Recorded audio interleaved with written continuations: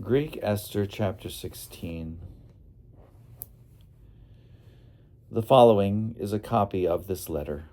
The great king Artaxerxes to the governors of the provinces from India to Ethiopia, 127 provinces, and to those who are loyal to our government, greetings. Many people, the more they are honored with the most generous kindness of their benefactors, the more proud do they become, and not only seek to injure our subjects, but in their inability to stand prosperity, they even undertake to scheme against their own benefactors. They not only take away thankfulness from others, but, carried away by the boasts of those who know nothing of goodness, they even assume that they will escape the evil-hating justice of God, who always sees everything, and often many of those who are set in places of authority have been made in part responsible for the shedding of innocent blood, and have been involved in irremediable calamities by the persuasion of friends who have been entrusted with the administration of public affairs. When these persons, by the false trickery of their evil natures, beguile the sincere goodwill of their sovereigns. What has been wickedly accomplished through the pestilent behavior of those who exercise authority unworthily can be seen not so much from the more ancient records that we hand on as from investigation of matters close at hand. In the future, we will take care to render our kingdom quiet and peaceable for all, by changing our methods and always judging what comes before our eyes with more equitable consideration. For Haman, son of Hammedatha, a Macedonian, really an alien to the Persian blood and quite devoid of our kindliness,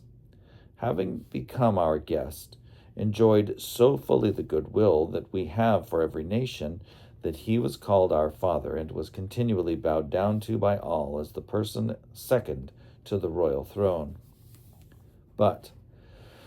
unable to restrain his arrogance, he undertook to deprive us of our kingdom and our life,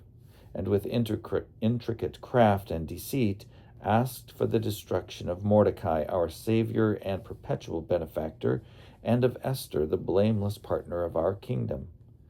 together with their whole nation. He thought that by these methods he would catch us undefended and would transfer the kingdom of the Persians to the Macedonians. But we find that the Jews, who were consigned to annihilation by this thrice-accursed man,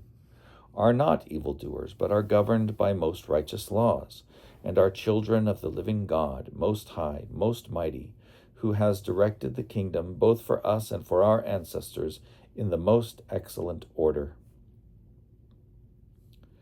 You will therefore do well not to put in execution the letters sent by Haman, son of Hammedatha, since he, the one who did these things, has been executed at the gates of Susa with all his household. For God, who rules over all things, has speedily inflicted on him the punishment that he deserved.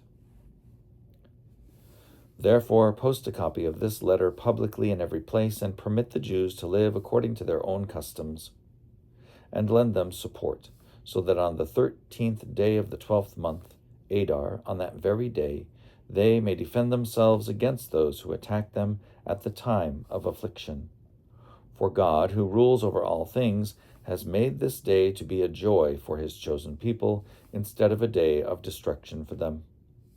Therefore you shall observe this with all good cheer as a notable day among your commemorative festivals, so that both now and hereafter it may represent deliverance for us and for those loyal to the Persians, but a reminder of destruction for those who plot against us. Every city and country, without exception, that does not act accordingly shall be destroyed in wrath with spear and fire. It shall be made not only impassable for humans, but also most hateful to wild animals and birds for all time.